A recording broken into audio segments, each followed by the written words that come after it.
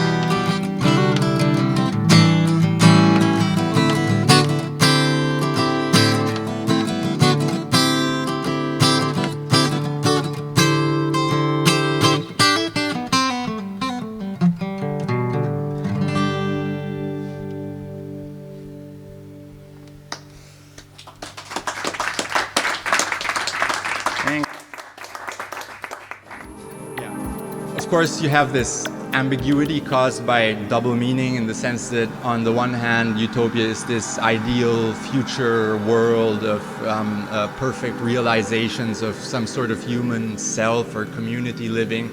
And on the other side, it literally means no place.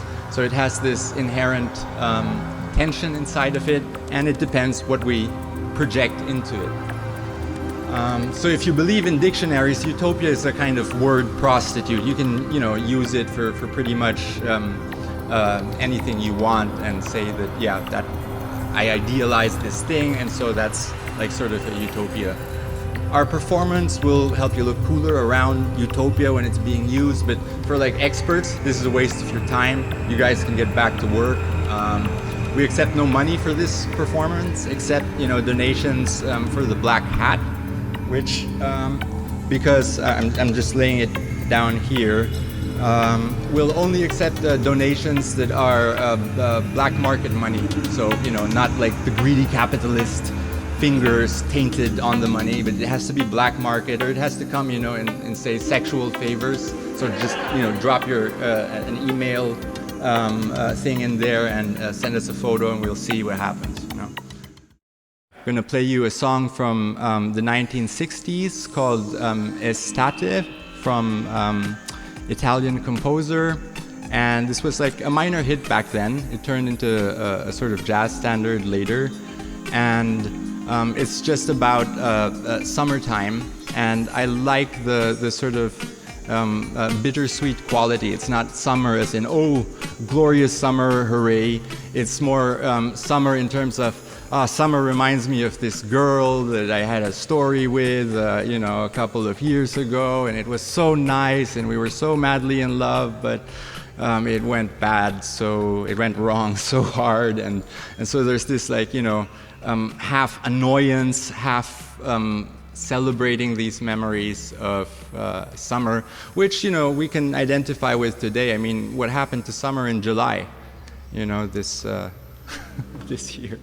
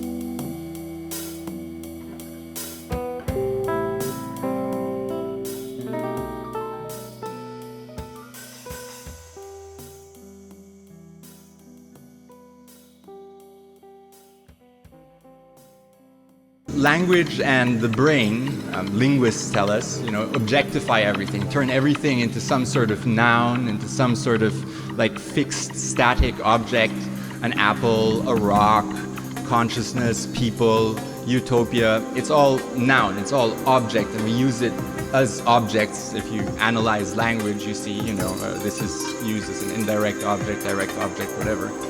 And this sort of glosses over what certain people have modeled change to be.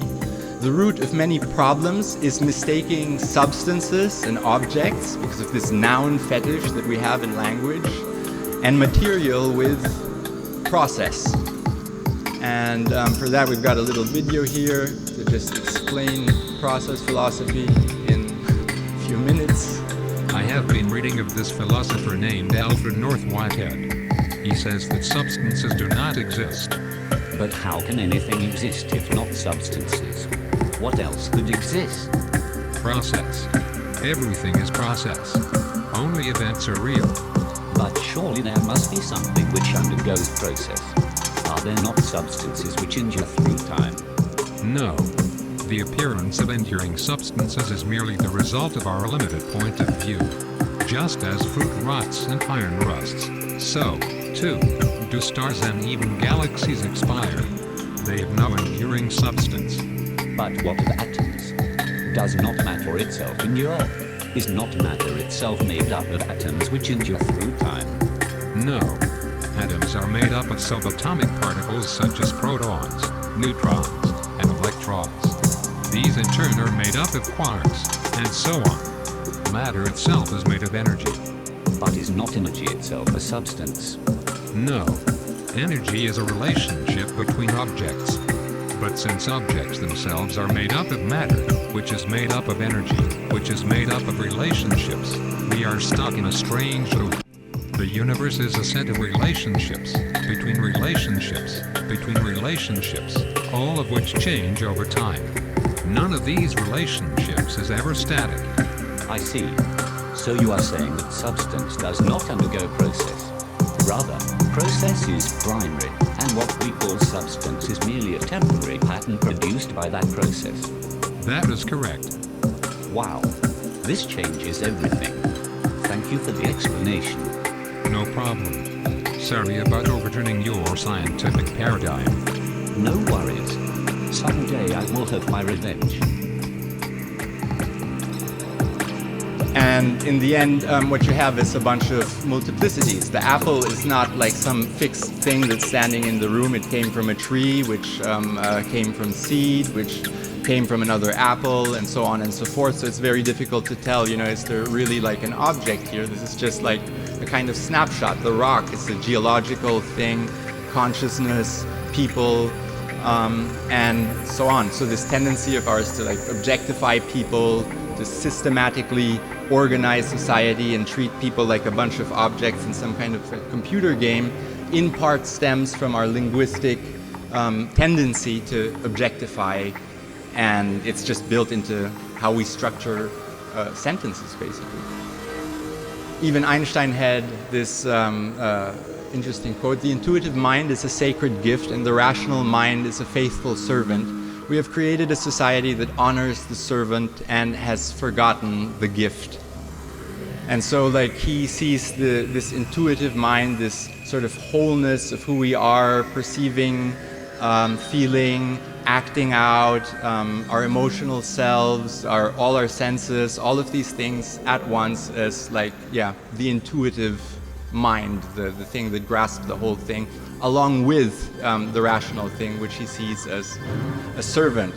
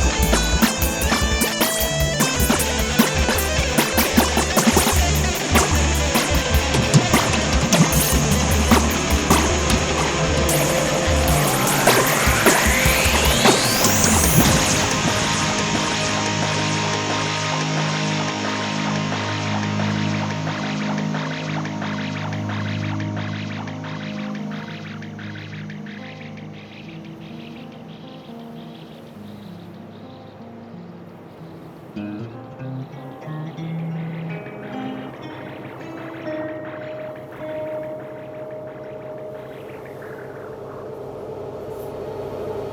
a question mark.